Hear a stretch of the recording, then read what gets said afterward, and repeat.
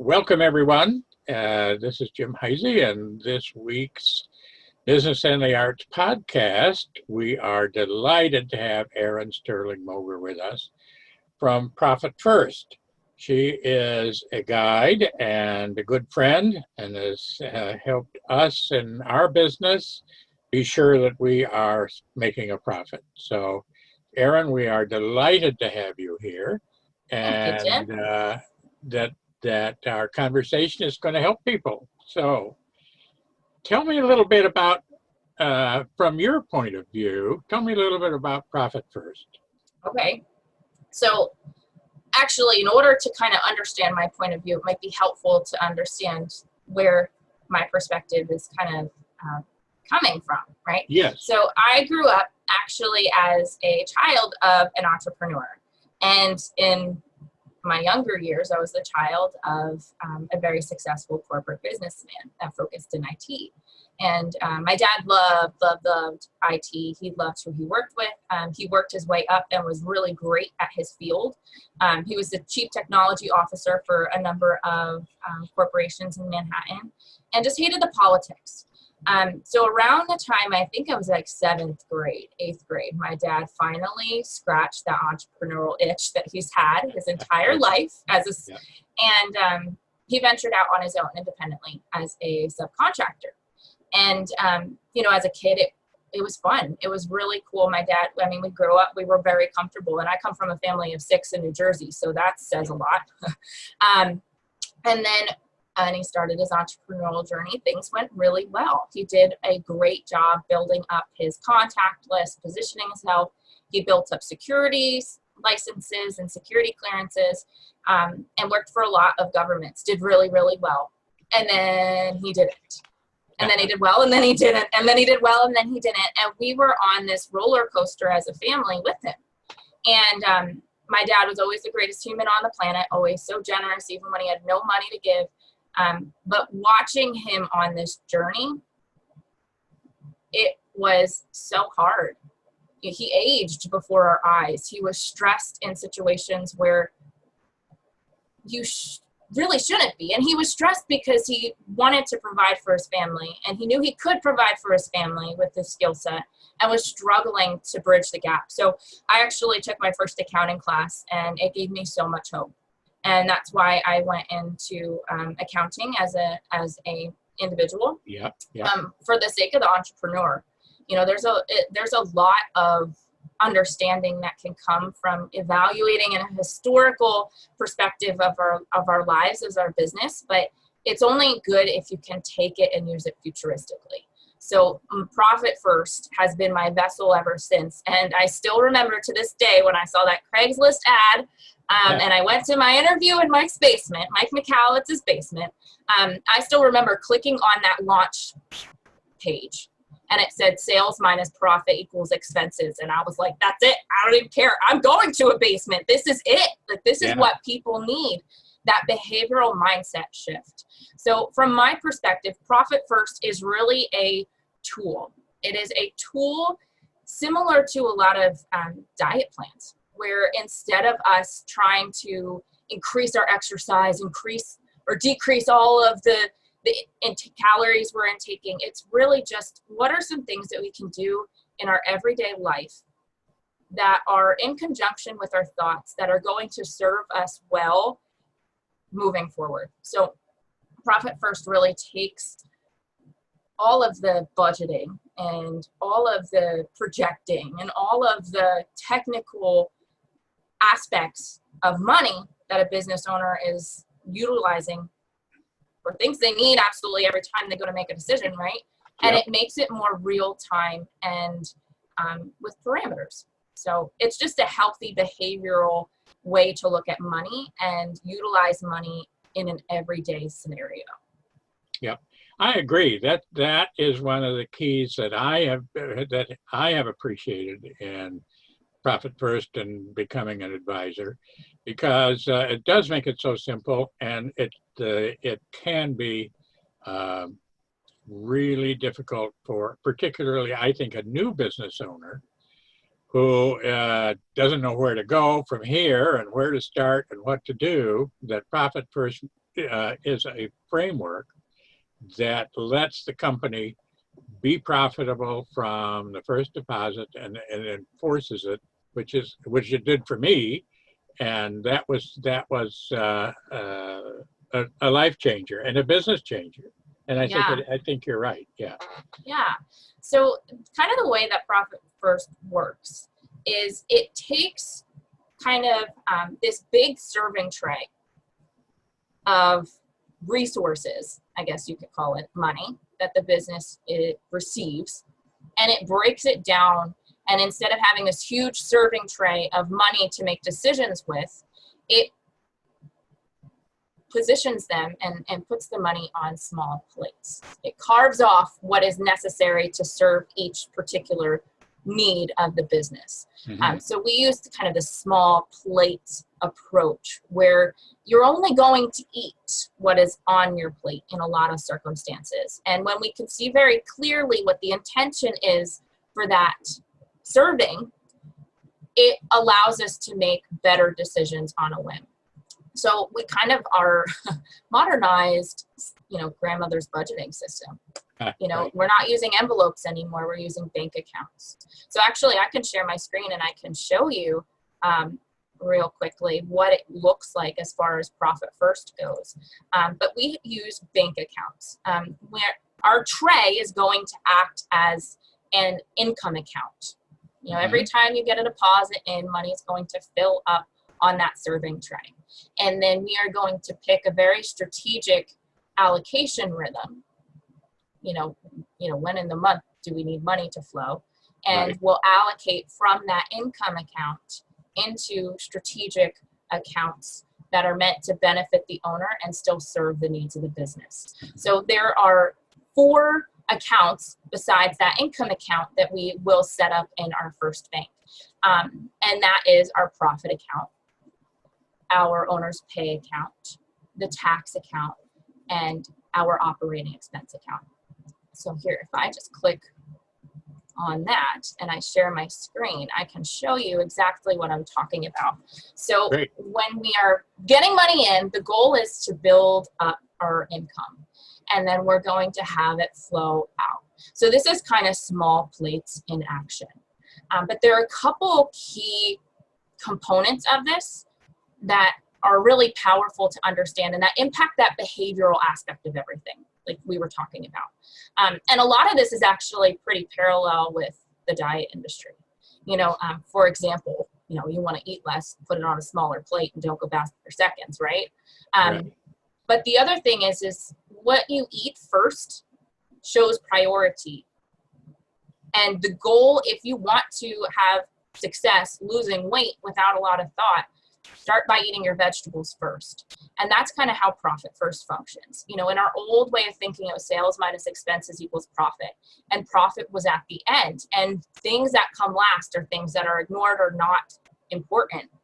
But if I had a quarter, Jim, for every time somebody came and said, I owe taxes on my net income and I have nothing in my bank account, is my accountant wrong? The reality is that net income is a number that comes last. It's something that we're anticipating after the fact. And there's a lot of other things that are going into the profit number that we don't see in real time on our financial statements in the same way. So what we do is by switching the equation to sales minus profit equals expenses, we are rewarding ourselves. We are strategically putting money aside to make sure that the business has a buffer. I mean, we just came out of a pandemic, and I don't even know if saying came out is the right terminology because it feels like it's still here, right? Yeah. We're in the middle of a pandemic. We are constantly seeing wildfires, hurricanes, illness. I mean, the world is fickle. Nothing about it is certain. If it's not a pandemic knocking us down, it's going to be something. So this profit account is really a reward mechanism. It's nutrients, making sure that we have what we need to sustain a bug in our external universe or a bug in our bodies and a fallback plan. So that profit works as a reward. It's for security, but it also acts as a reward. Something happens emotionally when we actually serve the health of our business. Yeah. And same is true with our owner's pay. We have a number of businesses where this is really difficult to do. Pay themselves, let alone pay themselves first. So the reward of profit and owner's pay is very strategic in increasing the motivation in your business, and also really helps as we're talking about the mindset shift, because this is very, very behavioral. Yeah, that is important, and it is a behavioral change. I have a client who has not paid himself, I think, and we're working on it, but he's not paid himself for a year. And if that happens, then people kind of get discouraged in their business and they begin to get overwhelmed. Why am I doing this? All of that. And Profit First changes that mindset and helps them be leaders and helps them be business owners who run the business, not always work at the business, and it makes a huge difference. Yeah.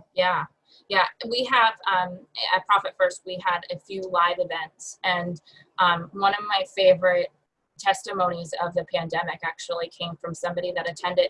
I mean, it's June now, but she attended in June last year, and she had shared with us, listen, after that event, I opened my profit account. I put X amount into that.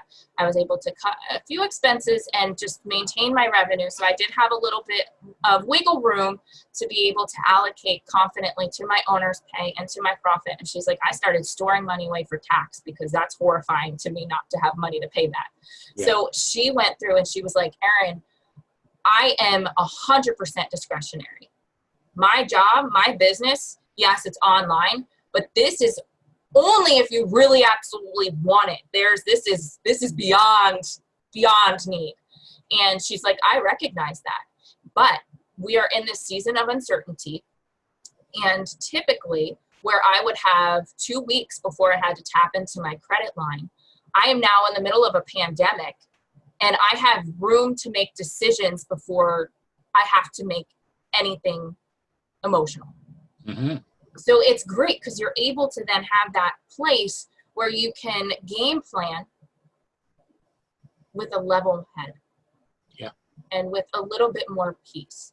And it's not just, hey, I have profit to keep my business going. You know, that might be the profit you need to keep your family fed, to keep your employees fed. I mean, that's a glorious, glorious relief. But she's like, and I'm still on track and I have that 3 months and I'm paying my taxes tomorrow. So best day ever. And that's what it is. I mean, this is really about creating clarity. And with that clarity, we have understanding, and a lot of times that's going to yield peace. And honestly, money is one of those things. It is going to change how you look at your relationships. It's going to change your health and how you wake up in the morning. It's not everything, but it is absolutely something. And it's absolutely imperative that we're mindful of where our money is going. And we have a system and process in place so it doesn't have to be something that we think about nonstop. Right? So that's where this flow is really helpful. The profit and owner's pay, they're designed to reward the business owner for all that they do and also position them to have a little bit of wiggle room for life, right? Yeah. The tax account is really just, that's not your money. This is your personal income tax as well as any corporate tax you're responsible for, state and federal. And when we put that money aside, we've had people that never paid themselves. We've had people that never had money aside in, savings for emergencies. This tax account has brought people to tears because they're like, it is so magical just to sign a check and wash my hands of it, right? Yeah.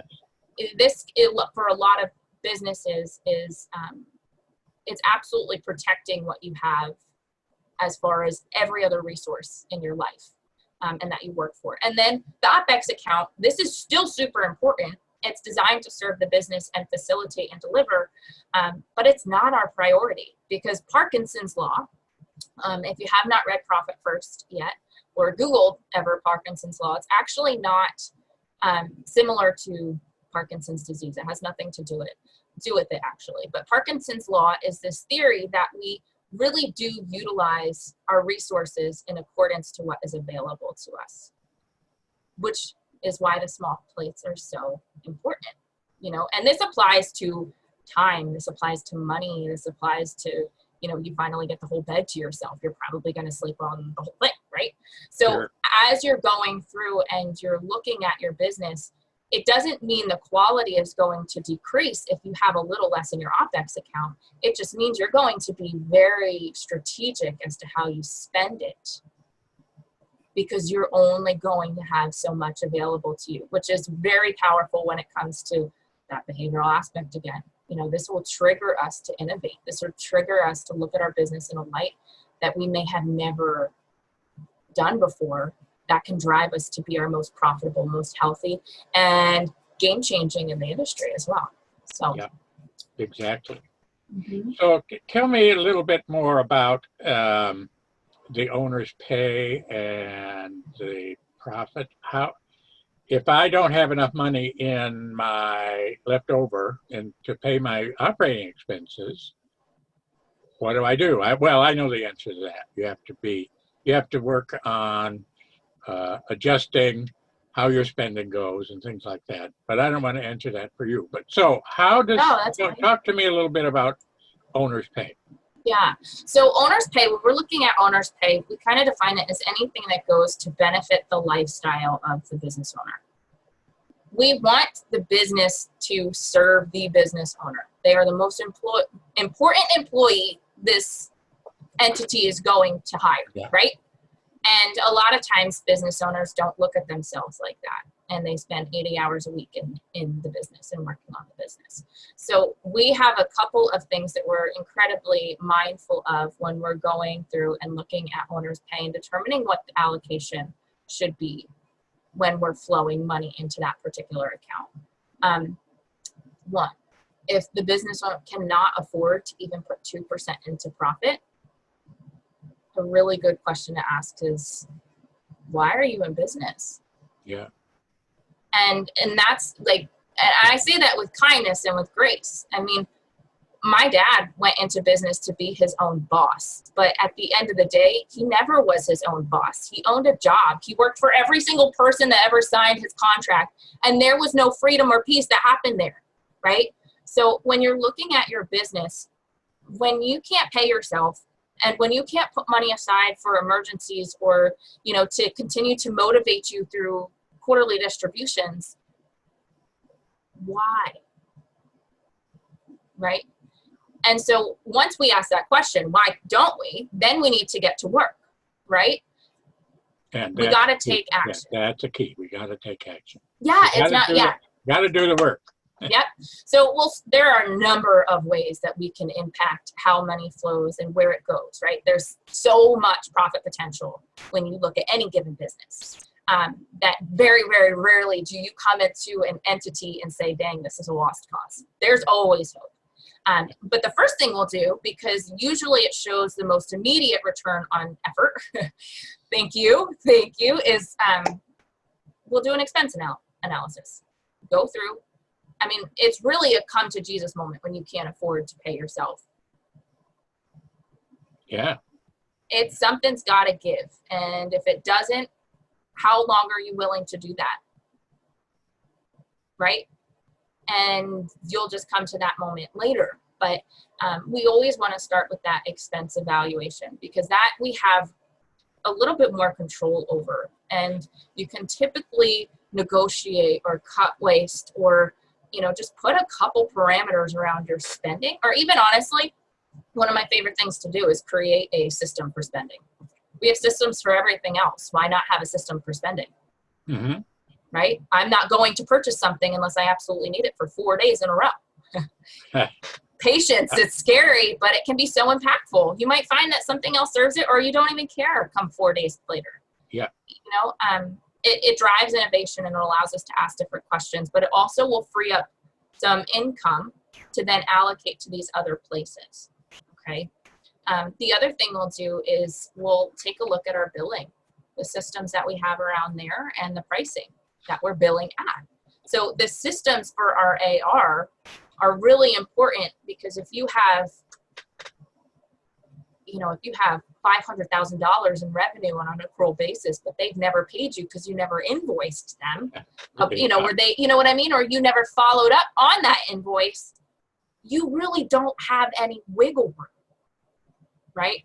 So having strong billing systems and structures in place to make sure that there is not any outlying income just waiting to be collected is really very important. And that will help us, especially as we get into pricing, because it'll position us to have a little bit more clarity and maximize on it.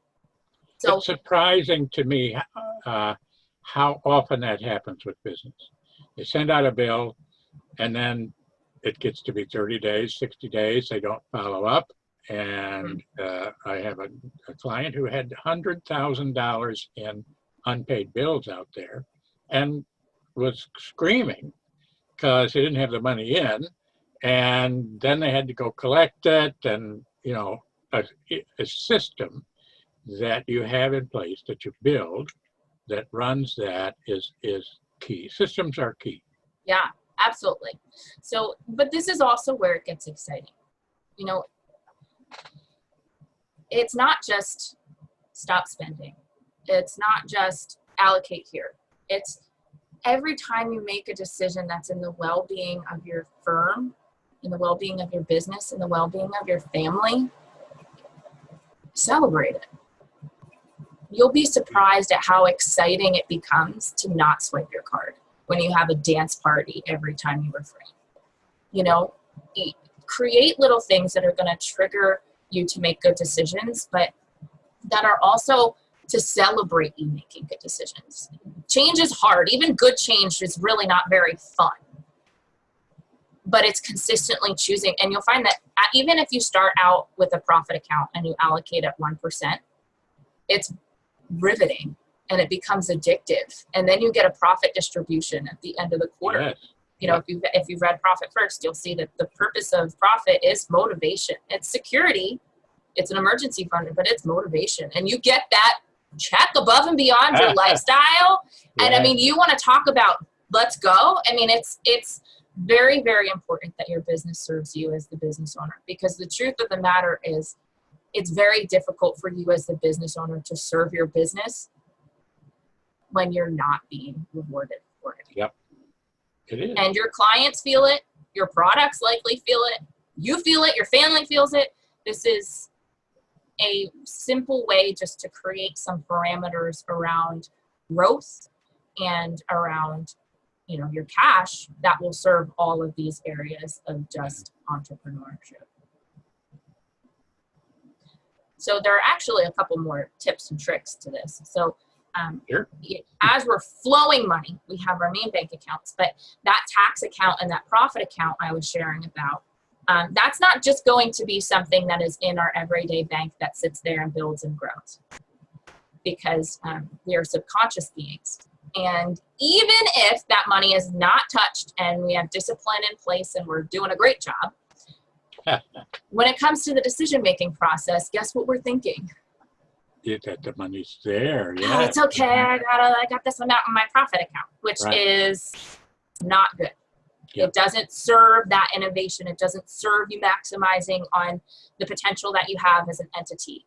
So what we'll actually do is we will open a separate account at a separate bank where it's basically you have to give blood to get money out, and what you will do on a quarterly basis, whether it's to take your distribution or to pay your taxes quarterly, annually, however, best serves your firm. But we'll put that money aside so that it's out of sight, it's out of mind. When we go to take our profit distribution, it's exciting. You'd be amazed at how much money it can build by just,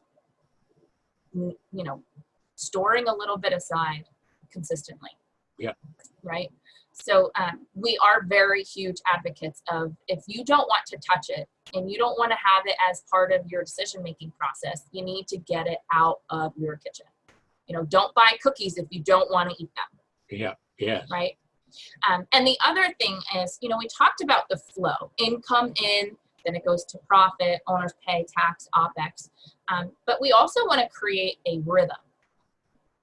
We want that flow to happen, But one of the most powerful things as a business owner is to understand how your money is coming in and what it serves, right? So as your money comes in, we actually use what we call the 10th and 25th rule as profit first professionals.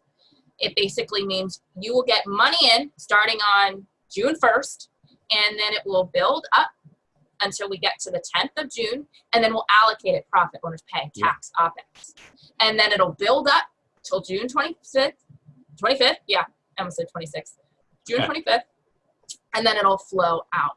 And the cool thing is about this, from an accounting perspective,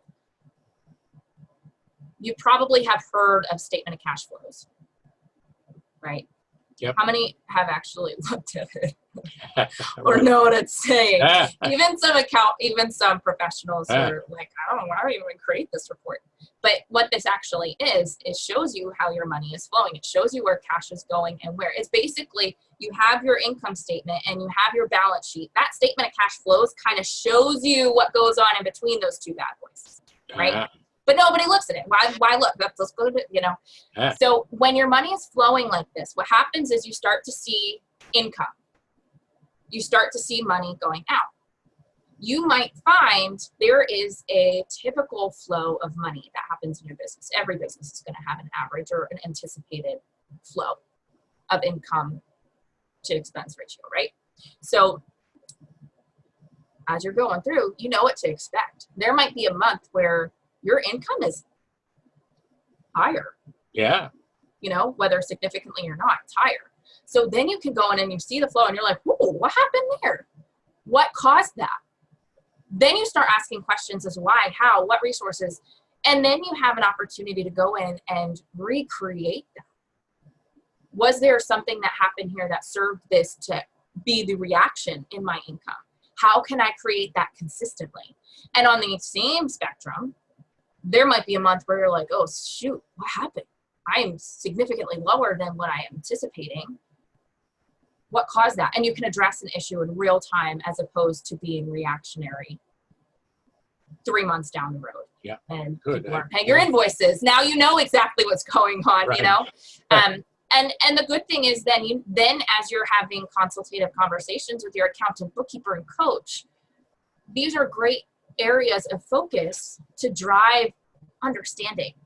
I mean, that clarity of where our money is and what it is meant to serve allows us to be able to, in real time, have a cash report to make healthy, strong decisions based on the reality of the circumstances, not just the theoretical, I should probably have this much in my profit account one day, right? So it's definitely huge for clarity, but it's worth its weight just in being able to make the decisions and Sure. of itself.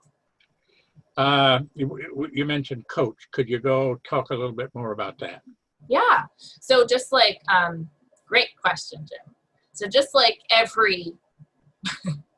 honestly, the health industry, man. I mean, there's a joke because we have profit first for micro gyms, but it's called fiscal fitness, because it really is, it's health. I mean, we're talking about health, and in every successful implementation, in every successful workout plan, in every successful anything you want to do, if you want to achieve something, the best way for you to do that is to have accountability and perspective. It's a lot harder to show up for something that is tricky and that takes time and effort when you don't have somebody to go and tell you you didn't do that, or that you don't have somebody to rave with when you do it, right? It's on both ends. It's a partner. It's a partner to hold you accountable. It's a partner to look at things with a different set of eyes. It's a partner to ask questions that are going to be able to diagnose, digest, and adapt all of the things going on in your business to really serve that profit potential and your ultimate health. I mean, so we actually, obviously, we, as Profit First professionals, the membership organization, we certify accountants, bookkeepers, and coaches. Jim is a Profit First coach. He's certified in all of these tools. He actually works directly with me all the time. That's why we're such good friends. That's right. You know, and it's a team, a community. And the thing is too, is realistically speaking, you could read the book all day long. You could go in and start taking the steps. It's not until you have somebody that really understands the potential and has a roster of advisement or, you know, just a board to collaborate with in different nuances. I mean, as a firm, as an entity, every business really is different. I mean, you could have two identical industries, you could have two identical revenue ranges, and you stick two different business owners in there. And their definition of success, their goals, I mean, how they've structured everything is going to be different. And you want to be able to serve and bring that goal, bring those dreams, and accomplish them, again, with health in mind. Yep. And sustainability in mind. And that's where people are going to be your most powerful asset ever on the planet. So you can read the book all day long, but you're not going to scratch the surface of potential until you have somebody in your corner working alongside you to do it. And you are a great coach. You've helped me more than I can ever say or thank you. So, but yeah, thanks, Jim. It is important. Yeah. And thanks for talking more about that. Yeah. And the other thing is too, I mean, this is all behavioral. It's all very emotional when we're talking about money and change. But beyond that, I think a lot of times too, we forget how lonely and emotional entrepreneurship can be. You know, so beyond just, hey, implementing Profit First, you know, if you don't have somebody to just talk through the everyday of entrepreneurship, it's easy to get trapped in that emotion. That I honestly, if I look back on my life, money was a huge factor of watching my dad age, right?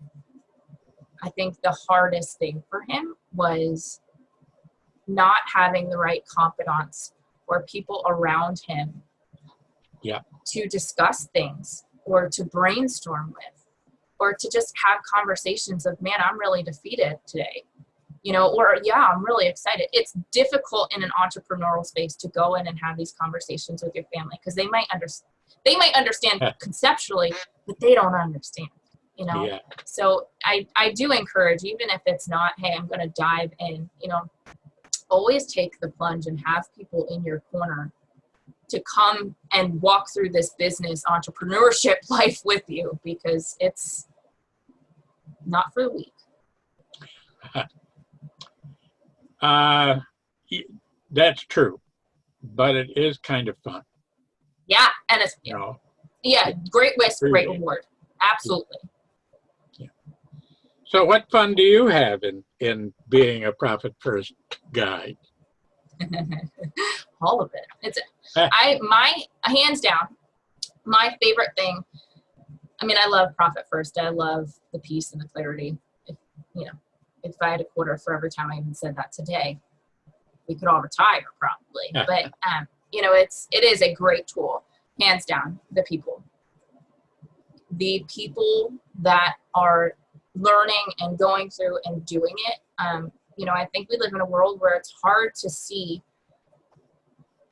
the selflessness a lot of times, especially when it comes from a professional standpoint. And we have some of the most incredible, giving, talented, educated individuals on our Profit First professional roster. I mean, look at Jim, right? They are absolutely sharpening me every day. You know, you never want to be the smartest person in a group, and I absolutely feel that. But that's really where, we've been doing Profit First. We've been around since 2014.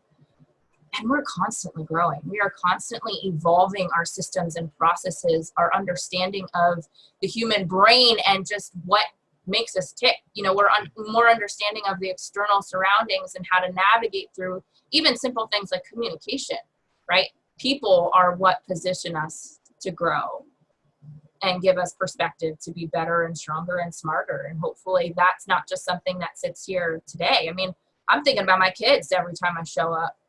I don't want them to be in a place where they are struggling or don't know how to navigate life Yeah. and finances. And, I'm really grateful for the community that we have. Yeah, I am too. Very much so. Great. So what about people who are just starting their business or are thinking about starting a business, but they don't have any money yet? They don't, or maybe they do, but they don't know what to do. How should they think about profit first as a way to help them? Yeah, Maybe that's I a didn't great. phrase that right. No, I know what you're saying. So there are two startup structures that we typically see. One is they are all in. This is their main source of income now. It's going to serve as, the support for their family. They might have some capital that they're investing and they're ready to roll, right? Or they took out a loan to start it, but this is it, right? Then on the other hand, we have individuals that kind of just have a side hustle, right? Yeah. Where they're not really investing anything. It might be more of a service-based business. Their household's taken care of. So we also are very mindful of just how they're coming about the startup situation, right? Because at the end of the day, you've got to feed your family, right? Yeah. So, and that's where having a coach, you can adapt and serve that. But what we typically will suggest is start with the percentages in first column here. And I can even show you, I have a list of all the percentages. I can bring it up real quickly.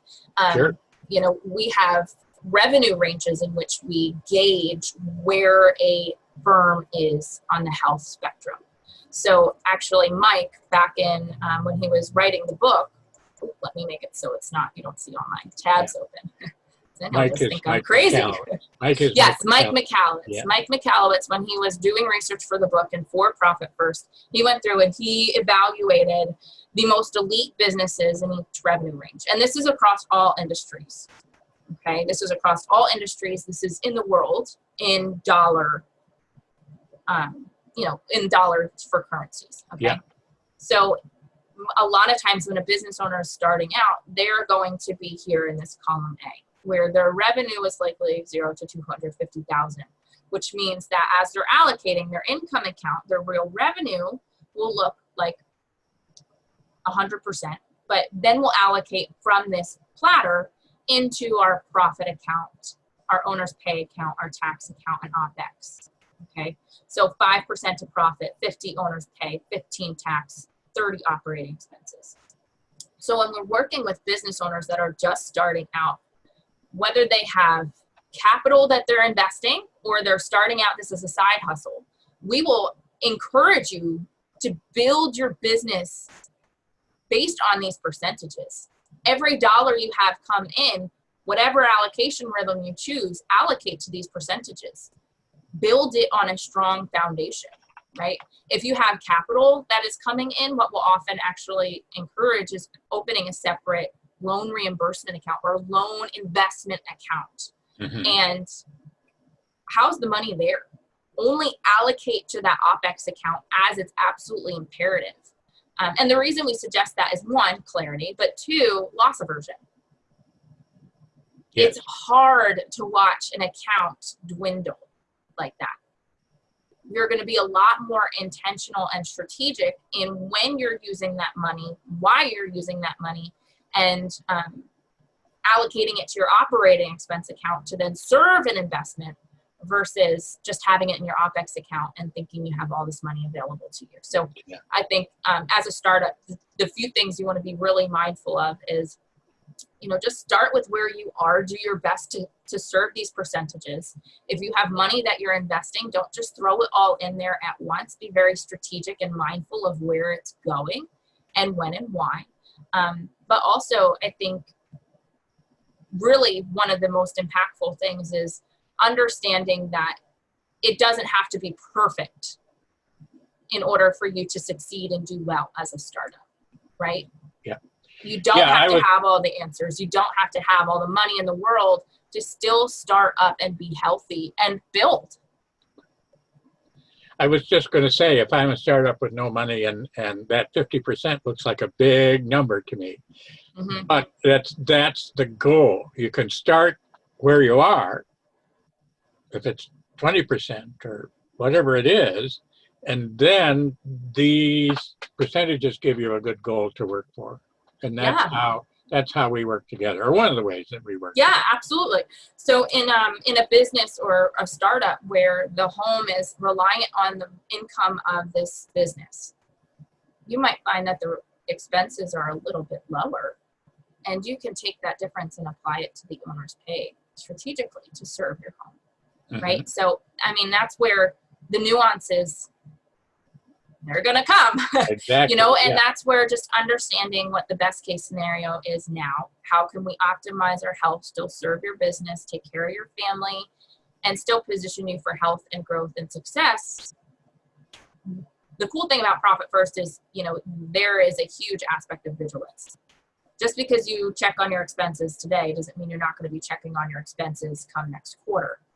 Just because we're allocating at this percentage today doesn't mean we're not going to be adjusting and allocating at better percentages for you next quarter, right? So Profit First is kind of living and breathing, and it evolves as you evolve. We've seen Profit First successfully implemented in a business with absolutely no revenue starting off the ground, right? And we've seen business, $100 million businesses implement Profit First successfully and strategically. The conversations shift, of course, as you get into larger firms, bigger entities, and honestly, they're going to shift as you work with different business owners and more teammates, right? But the value of it is it does evolve as you evolve as a firm. It evolves as your goals evolve. All of these accounts, you might be in a position where you want to hire. Now you have a mechanism to test whether or not you can actually afford to hire. What if I open a hiring account? You know what I mean? And I start playing around, see if I can afford that extra money here. Can my OpEx, can we really handle that, right? So there are a lot of ways that you can use this too as you grow and as you learn. Yeah. The other thing I wanted to ask about was nonprofits. How does Profit First work with nonprofits? Yeah. So we are very, very conscientious when we're working with nonprofits. Okay. We changed the terminology. It's not profit first, it's purpose first. Yeah. But honestly, that whole perspective can apply to anything. A lot of people, their biggest goal in life is they want to be able to be philanthropists. They want to be able to have work-life balance. Profit doesn't just mean you have money in the true profit form. It means you have the ability to serve that purpose. But when we're looking at a nonprofit, we change the terminology to from profit first to purpose first. And I do encourage you to be very conscientious as you're implementing as a nonprofit, because there are so many rules and regulations. There's a number of different credibility factors that you have to abide by. But basically, when we're talking about nonprofits, our goal is to serve the purpose. Everything that we do in this entity is going to serve the purpose. So we'll rename the accounts. There won't be a profit account. It might be an emergency fund. And even then, you might have to get money gone by a certain amount of time, or else you can't, there's a lot of different things to be conscientious of it. But the flow of money and having purpose for every dollar is just as valuable in a structure like this as it is in something in a business that's looking to be profitable. So we'll change emergency fund. We'll have money. The income accounts will change from money that's for specific purposes to just general funds. Because again, that's a huge aspect of different things, making sure when somebody donates, it's for that actual purpose and you can prove it, right? We might change the accounts instead of an OpEx account. A lot of these entities, they'll have food. I want to actually serve meals. I want to host events. Their OpEx will shift to, again, strategic planning for the purpose of serving the entity and bringing in more resources to then serve their purpose. So, and of course that tax account doesn't exist a lot of times in the nonprofits. But yeah, so we're just very mindful of, that's very much an individual basis, but this is absolutely something that you can come in and utilize for comprehension's sake. Especially as you are looking to be an open book for funding. I mean, there's nothing more beautiful than you to open up your accounts and say, listen, money comes in here. This is kind of how we break it out. It's a immediate audit, if you will, where you can show them how you do, what you do with the money and how you interact with funding, which can be very helpful as you're looking to bring in funds. But it's a very different beast. And I do encourage, if you do have a nonprofit, absolutely sit down with somebody and have a conversation and make sure you're within all the guidelines, all the regulations, because right. There's a very fine line, and they're not so very many, lenient with it. Yeah. Yeah. Well, there are so many nonprofits that I know, I don't work with them, but that I know who are really struggling, performing arts groups. Yeah. All their business went away, profit, nonprofit or profit. I have a friend who travels worldwide as a performer, and every single gig he had went away. So, I mean, he needs to, I've been trying to say, look at this a little closer, and I think they will. But, Yeah. And the same with business owners now, or new businesses, because so many people have been laid off, and the world has changed so much that they're struggling right with what we're talking about. What do I do to start, and how do I do that? So I think this is really important. So. Yeah. If you don't know where to go or what to do, I mean, Rome wasn't built in a day. This isn't something where you set up accounts and you're just magically healthy. It's small decisions every day that build up to big change. Yeah. So if you don't know where to start, I highly encourage start with a profit account. Just open a profit account, allocate 1%. If you can't start with 1%, start with $100. If you can't start with $100, start with $5. Just start building up those habits, right? And now, because of just the season of life that we're in, I think that you can kind of even take this back a step. Where are your peace points, right?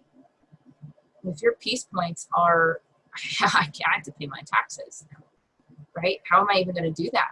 I was supposed to get this big client and they're closed. I don't have any money. Start putting money aside strategically based on what is going to yield the most peace. Profit is always a great place to start, right? But think about those peace points too, and then you can grow from there. But it's all behavioral, and it's all kind of wired in mindset. So it's a little silly, but starting out doing something that simple, that small baby step, will trigger us to think differently about something tomorrow, which will then trigger us to act and think differently about something the next day. And you'll find that you start to morph from the inside out, and your habits are a direct result of that internal growth. So, just start. Baby steps in the right direction are still steps in the right direction. So keep walking, We talk with a financial advisor often, and he has that same advice. They don't, but this is a way to implement. I asked him what he's learned about businesses who survive now and businesses that are not going to survive. And he said the ones that have a reserve, have built in a profit, are going to weather the roller coaster. And whether you're starting out or whether you're trying to survive in this time, starting right now is the time to make the difference and make your business healthy. Yeah. I'm preaching. I shouldn't do that. No, that's what it's for. I mean, people are the most impactful thing we have on the planet. And we have kind of been positioned as an entire world with a restart button. I mean, COVID is more than a hindrance. I mean, Mike McCallum, the author of Profit First, and all the other books he's written, he's calling it the Great Reinvention. If there's something that you don't like about your business today, or when you went into COVID, or there's something where as you were in this place of uncertainty and shift with everybody else in America, actively choose to pursue that change. Make your business starting day one out the gate everything you ever hoped it would be on day two. I mean, this is the second chance. Look at your business even if you have to as a startup. Yeah. But don't miss out on the opportunity to actively change it. Doesn't have to be big change. It can absolutely be something reasonable, and actually encourage it, make it reasonable. But just try, do it, and reach out for help and support. I think that's a great thing. And we are reaching the end of both our times. I have one more question. So fast. Yeah, yes, sure. One more question. What's the meaning of life? Giving. I think it's making other people's lives better and stronger. That's how I look at the meaning of my life. Yeah. Somebody else's might be different, but I'm here to make your life better. And you do. Thank you, Jim. Well, thank you, Erin. This has been a lot of fun, and I learned a lot, and I hope our viewers will learn a lot too. Me too. Where do we find each other? I guess that wasn't the last thing. How do you find a Profit First professional? Well, first and foremost, I encourage you to go find Jim on his website. I'm sure everything is going to be linked below. Go find Jim. If you're looking for a Profit First professional, he's your guy. Yeah. And if you want more information on Profit First, we do have a website. You can go in. There's a few resources, but Jim can share those with you. Okay, great. Or Erin, Mike's thank book. you. Go ahead. Amazon.com. Profit First. Yes, Profit First. Exactly. But again, Jim has all the questions, and he'll send you right to what you need from Mike. And all the books too. So. Yes. Yeah. He decorated just for us. Yeah. No, they're there, and I read them too. So. All right. Great. Erin, thank you. Bravo. Have a wonderful afternoon, and thank you so much for participating in this. Bye, Thanks, everybody. Jim. Yeah. I appreciate you. Bye, everybody.